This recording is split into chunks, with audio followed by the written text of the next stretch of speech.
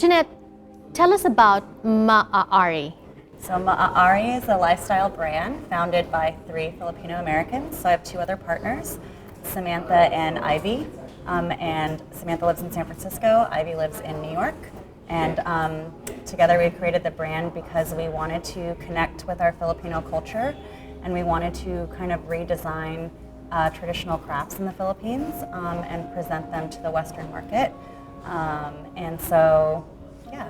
What is it about Filipino design, Filipino craftsmanship, Filipino materials, Filipino, people, is their workmanship that convinced you that it is a viable enterprise? So basically we started to, when we started the brand, it wasn't originally uniquely Filipino. We knew we wanted a sustainability factor, and we knew we wanted to work with women. And when we started researching communities and who we work with, we were like, why don't we just tap into our own culture that we know not that much about? A lot of Filipino Americans were brought up to not embrace our Filipino heritage. I mean, I'm half white, and I have a very American name, and so, we really wanted to learn more. And so through research and development, we discovered that there's amazing weavings that exist. There's artisan pottery that exists that's not tapped into. There's such rich resources of marble that we work with in Romblon. The Taboli community is like indigenous brass making jewelry techniques that are still done today. So when we discovered that the Philippines is so full of all these rich resources, we were like, how come nobody is doing anything with them? And we started to realize that there was a gap between what was being produced in the Philippines and what is produced in America. And so we felt that as Filipino Americans, it's our due diligence to connect the two. And so we started working with a women weaving community through Anthill Fabric Gallery. And that's kind of how it all spiraled into. Right. And how is it being received? I think it's being received really well. This is the first time we've done anything like this. We're usually pretty low-key about things. We all have full-time jobs. This is not the first time I'm hearing about MAARI, or MAARI, that's what people say, yes. but it's actually a Tagalog word called MAAARI, which means? Can be done. Yes. So we chose the name because we wanted a positive mantra to be affiliated with the brand, and we just thought it sounded beautiful. Graphically, it fit with our aesthetic, and so. Love it. I love it. But so like I said, this isn't the first time I'm hearing about it, because I know that some stores also carry you. Yeah. We featured a gallery LA not too long ago, and she did say that she was carrying some pieces by you guys. Yeah. So you design, where is it manufactured? So we have a whole gamut of products. I specifically design and produce mostly all of our jewelry. With me and my best friend, Misty Summers.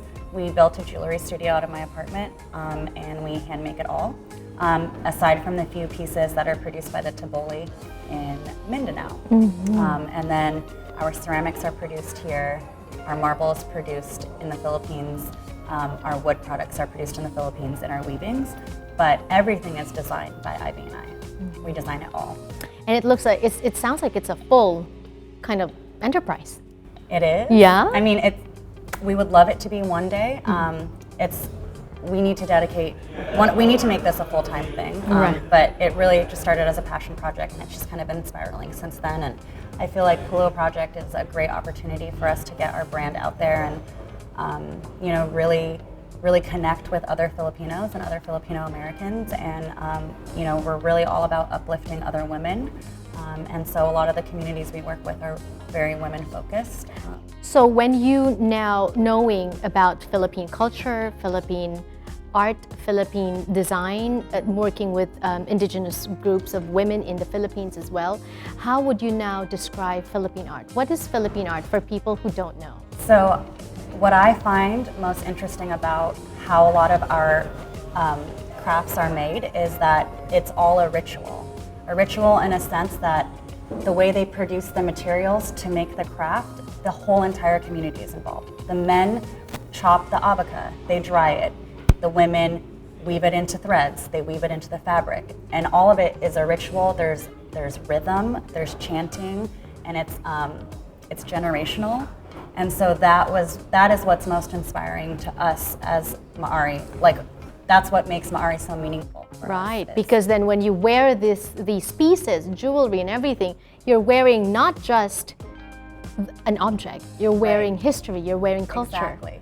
Love And it. I always say with all the pieces that I hand make, I set an intention while making it, because when you make jewelry, it's a long process and you go from start to finish.